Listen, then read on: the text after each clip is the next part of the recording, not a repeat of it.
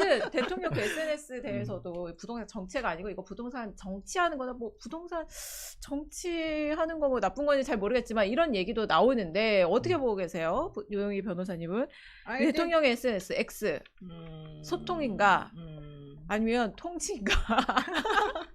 두 개가 다 섞여 있는 거 아니겠습니까? 네. 대통령이 어떻게 하나로만 딱 하겠습니까? 음. 근데 지금 현 상황에서 사실 부동산 문제 되게 중요한 부분이라서 이 부분에 있어서는 저는 잘하고 계시다. 근데 중요한 게 우리는 옛날부터 계속해서 부동산 문제는 하다 말 것이다. 제대로 못한다. 이게 이제 사람들이 생각하는 거였는데 이재명 대통령이 이번에 내가 하는 거 보여주겠다 그러면서 정책 방향을 정확히 제시를 하고 있기 때문에 저는 그거에 맞춰가지고 우리들이 이제 조금 앞으로 부동산이든지 주식이든 뭐든지 간에 정책에 맞춰서 행동하는 것이 필요하다. 네, 의지를 보여주는 건 저는 긍정적인 것 같은데 어제 국무회의에서도 대통령이 그런 의지를 아주 그냥 확실하게 드러냈는데 잠깐 저희가 준비한 영상 보고 가시죠. 이번이 아마 중과를 피할 수 있는 마지막 기회라고 생각하고 아마 이런 기회를 이용해서 중과를 받으시는 일이 없도록 했으면 좋겠습니다. 재경부 장관님 말씀 도중에 아마라는 표현을 2번 하셨거든요. 예, 아마 없습니다. 아마 없습니다. 알겠습니다. 저는 정책의 신뢰나 예측 가능성이 정말로 중요하다고 생각하는데 이게 4년을 유예한 게 아니고 1년씩 3번을 유예해 온 거예요. 이번에는 끝이야. 또 가가지고 또 이번엔 진짜 끝이야. 또 가가지고 진짜 끝이야. 그 다음에 진짜 이번에는 진짜 정말 끝이야. 이러면 이게 누가 믿겠냐고요. 그래서 아마 타성이 붙은 것 같습니다. 아마 하지 말라니까. 한번 정하면 그대로 해야 돼요.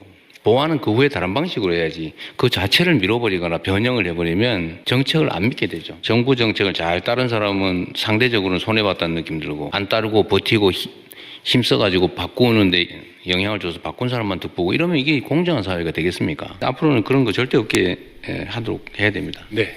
아, 그러니까 대통령이 웃으면서 저 얘기를 했지만 이게 의지를 표명을 한 거죠. 이게 정부 정책만 믿었다가 지금 손해보는 분들인데 이번엔 진짜 아니에요. 아마 이런 거 없습니다. 아마 표현도 하지 마세요. 이런 거예요. 아마 확신이 있나 보죠.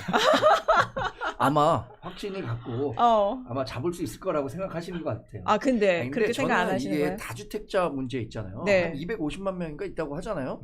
다주택자들에 대해서 지금 쥐잡듯이 하는 거잖아요.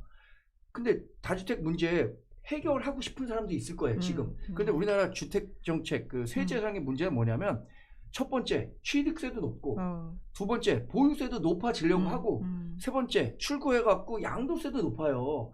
그러니까 이 세금이라는 규제가 너무 세갖고 지금 5월 9일까지 그 팔려고 하는 다주택자 분명 생길 겁니다. 네네. 제가 생각해도 분명히 네. 저도 그런 수요를 느껴요.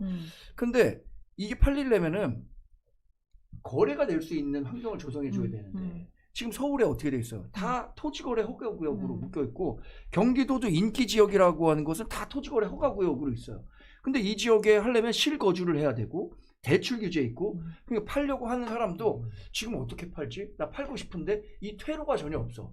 이 퇴로에 대한 고민을 하나도 하지 않고 다주택자 그때까지 안 팔면 내가 징벌적으로 과세합니다. 이렇게 얘기하니까 이거 받아들이기가 어렵죠. 대통령은 4년간 기회 주지 않았냐 이제 이렇게 반박도 하잖아요.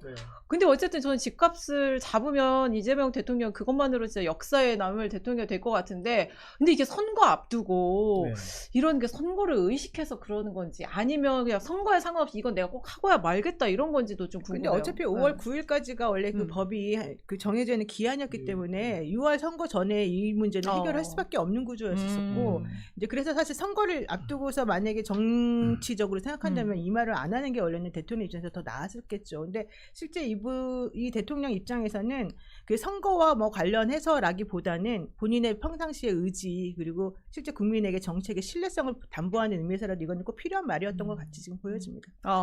그 반대로 이거 만약에 유예했다고 보세요. 네. 그럼 어떻게 할 것 같아요? 국민의힘에서 아이고 잘했습니다. 우리 대통령이 그랬을 것 같아요. 안 그래요. 집값 잡겠다면서 안 잡겠다는 시그널 아니냐. 어쩔 거냐. 그렇게 공포조장했을 거예요. 그리고 저는 오히려 말씀하셨던 것처럼 선거에서 서클이 이제 뭐 도움이 안 된다라는 주장들이 있잖아요. 그게 오히려 이제 진정성을 보여주는 거라고 생각을 해요. 그러니까 뭐 청와대 참모들이 집을 팔고 안 팔고의 진정성도 물론 있겠지만 저는 그보다 더 중요한 거는 선거에 표가 되냐 안 되느냐의 그 진정성이 저는 더 크다고 보거든요. 그리고 이 대통령께서도 그 말 했잖아요.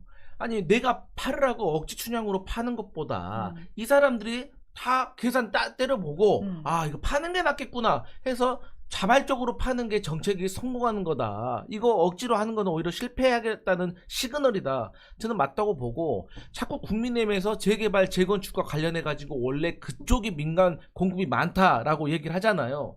아니 재개발, 재건축 하는데 제가 실무도 해봤지만 중요한 게 뭔지 아세요? 주민 동의율이에요. 추진위원회 생길 때 네. 2분의 1 동의해야 되고 조합 만들 때 4분의 3 해야 되거든요. 이게 진짜 힘든 거거든요. 이것도 완화시키겠다는 거예요. 그리고 서울시장이 너무 정비사업 초기에 권한을 과도하게 가지고 있어요. 그러다 보니까 그 자치단체, 기초단체에서 그 안건을 올리면 그 서울시에서 검토를 합니다. 그 다음에 다시 내보내요. 그래가지고 재협의를 해요.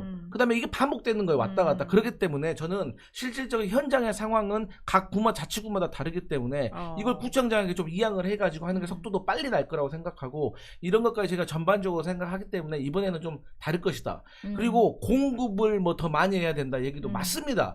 근데 저는 회의적이에요. 왜냐? 아니 공급 많이 한다고 서울 집값 떨어질 것 같아요?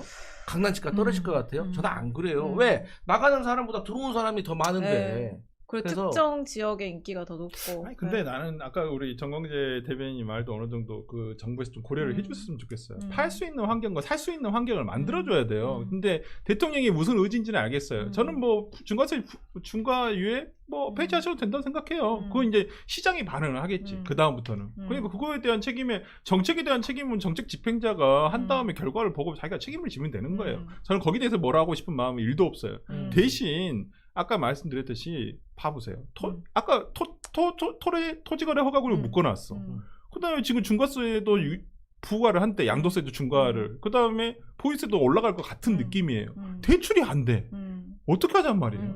그러니까 진짜 딱 앞뒤를 딱 묶어놓고 야 너 어떻게 할지 한번 봐봐. 여기 터지는 거야 이대로 놔두면. 그러니까 저는 팔 수 있는 환경과 살 수 있는 환경을 대출 규제는 최소한 풀어줘야지. 네. 그러니까 지금 뭐 들어보니까 좀 그 부분에 대한 정책적인 조금 뭐 배려가 있다라고 지금 저는 듣고는 있거든요. 그래서 뭐 조만간 정책이 나올 것이다라고는 하는데 조금 이런 부분에 대해서 그러니까 이건 심리잖아요. 시장은 네. 솔직히 이 수요자라든지 공급자에 대한 이 심리가 있었는데 지금 심리적으로는 굉장히 위축만 시켜놨거든요. 이걸 풀어줘야지. 그러니까 대통령이 그냥 무작정 이거 당장 안 팔면 알아서 두고 봐 5월 9일까지 이렇게 윽박만 지를 건 아니다. 지금은 그럼 수요자들에 대한 심리적으로 이걸 완화를 시켜줘야 되는데 제가 봤을 땐 지금 약간 그게 좀 부족하다. 사실 설 변호사 말이 맞는 게 네. 실질적으로 출구 전략이 제대로 네. 돼야 되는데 지난번 문재인 정부 때도 사실 이 문제가 똑같은 네. 문제가 네. 벌어졌었어요. 그때도 출구 전략 없이 팔라고만 하고 못 팔게 되니까 현실적으로 보유세 엄청나게 높여가지고 사람들이 조금 불만이 많았었는데 네.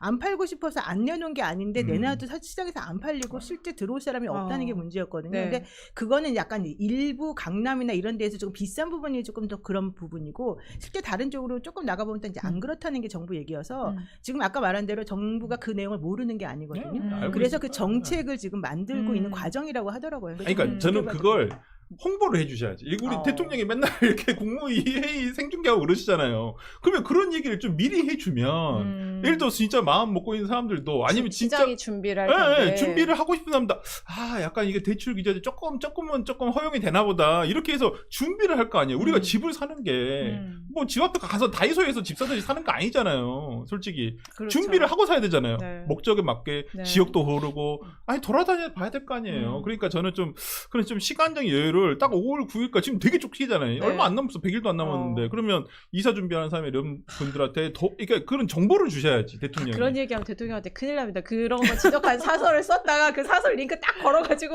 X에서 딱 비판을 근데 하시더라고요. 그 네. 2000년 이후에 국민의힘 계열과 민주당의 그 정권 교체가 여러 차례 있었잖아요. 결국에는 국민의힘 보수정당은 탄핵돼서 정권 2번 뺏겼고요.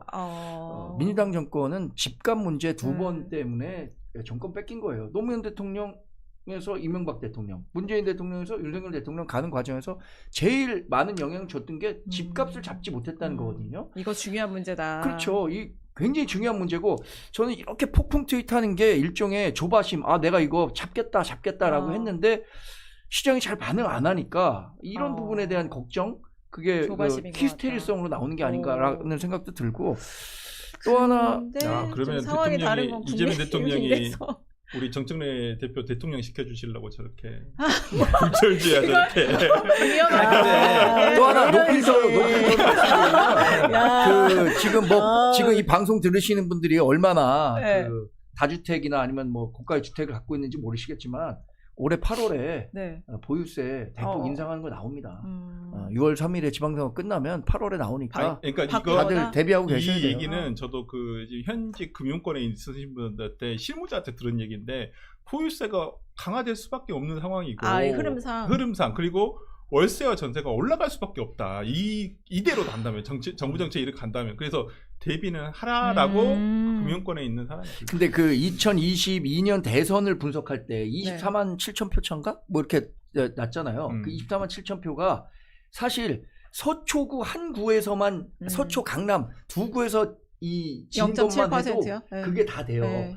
근데 그때 민주당이 뭔 실수를 했냐면 그 상위 주택 고가 2%에만 종부세를 매기겠다라고 했으면 그냥 2%에만 영향을 주는데 그게 아니라 12억인가? 네, 12억인가 했어요. 11억을 네. 금액으로 했어요. 그러니까 서울 집값이 급등하면서 그치, 마포구 엄청 뭐 일대 올라갔지, 이런 거기. 데들이 평생 종부세 안 내던 사람들이 500만 원씩 내게 된 거예요. 이 표심이 진짜 많이 영향을 줬거든요. 그래서 이거 만약에 또 뭐 어느 금액 기준으로 이렇게 해갖고 한다? 그럼 집값 따라 올라가잖아요. 그럼 세금 문제가 굉장히 그 민주당에 부메랑 될 겁니다. 지금 대통령이 너무 좋은 지금 얘기해주는 팁을 주시는 거예요. 지금 저는 제가 아니 다 알고 있어 이거. 상위 몇 퍼센트 주택으로 해야지 이거 또 금액으로 했다가는 완전 큰일 납니다. 아니, 우리 정강재 알고 대변인의 있을까요? 어떤 조언 네. 이미 알고 있지만 그래도 다시 한번 새기면서 정말 네. 감사하다는 말씀드리고. 부동산 정책은 네. 얘기를 해도 답이 안 나와요. 맞아요. 네. 근데 저는 그래요. 그 국민의힘에서 조금 이제 그 부동산 정책에 대해서 지적을 할 때 그냥 우리 이제 정강재 대변인이나 우리 설주환 변호사님처럼 어떤 정책의 지적 포인트를 두고 지적하시는 거는 전 일견 우리가 얘기할 수 있는 내용이라고 생각하고 고맙게 생각을 해요. 근데 이제 제가 보는 뭐 이준석 개혁신당 뭐 대표라든지 국내는 거의 대부분이 그냥 조금 정치 공세예요. 팔 거냐 말 거냐. 뭐 옛날에 실패했으니까 또 실패할 거다. 뭐 대통령은 왜 안 파냐 뭐 이런 식의 공격이거든요. 그러면 제가 이렇게 물어봐요. 청와대에 있는 참모들 싹 다 팔고 민주당 의원들 다 팔았는데도 정책 실패하면 그때는 잘했다고 응원해 줄 거냐? 그럴 것도 아니잖아요. 그리고 대출 규제 얘기하는데 맞습니다. 그런 부분이. 근데 제가 그것도 현실하고 조금 안 맞다는 게 사실 강남에 있는 사람들은 대출 없이도 그냥 돈 살 수 있는 사람 엄청 많습니다. 저도 놀래고 있습니다. 근데 저는 은행에 대출 규제 때 가봤습니다. 가서 대출 저를 한번 넣어봤어요. 그러니까 이게 있더라고요. 물론 15억 미만 그리고 또 청년이나 신혼이라든가 이런 분들은 생애 첫 대출을 통해 가지고 물론 10억 이하의 아파트들은 본인이 뭐 3, 4억 정도 그 모아둔 돈이 있다고 하면 덤벼볼 수 있고 서울에도 실제로 그 10억대 아파트들이 있어요. 제가 구체적으로 이메일 남겨주시면 제가 보내줄 수도 있어요. 제가 진짜 집이 없어가지고 집을 하루 알아보고 임장도 다니고 하거든요. 그래서 이 부분에 있어서는 말씀하셨던 것처럼 추가 보완책은 분명히 있어야 되는데 중요한 거는 대통령이 뭐 폭풍 투입하는 게 이게 히스테리다? 대통령의 메시지 그렇게 관리 안 됩니다. 그렇게 관리하는 거 아니에요. 다 짜여진 계획에 의해서 전략을 가지고 하는 것이기 때문에 크메로로 트윗한 건 뭐예요? 그러면? 짜여진 거예요? 네, 그냥 대통령 그냥 참모들하고 상의 안 하고 그냥 하시는 거예요. 네, 제가 알기로 그렇습니다. 아니 원래 페이스북은 제가 알기로는 물어봤거든요. 페이스북은 네. 대통령의 컨펌이 없으면 나갈 수가 없는데 분리해서 한다고 하더라고요. X는 아니에요. X는 대통령 X는 높일 아니, 거예요. 그러니까 제가 말하는 거는 그러니까 말고리 아니라 그 히스테리 하는 게 아니라는 걸 말하고 싶은 네, 거예요. 제 이제 말은. 넘어가시죠. 네. 자, 이분 얘기해봐야 돼요. 장동혁 국민의힘 대표.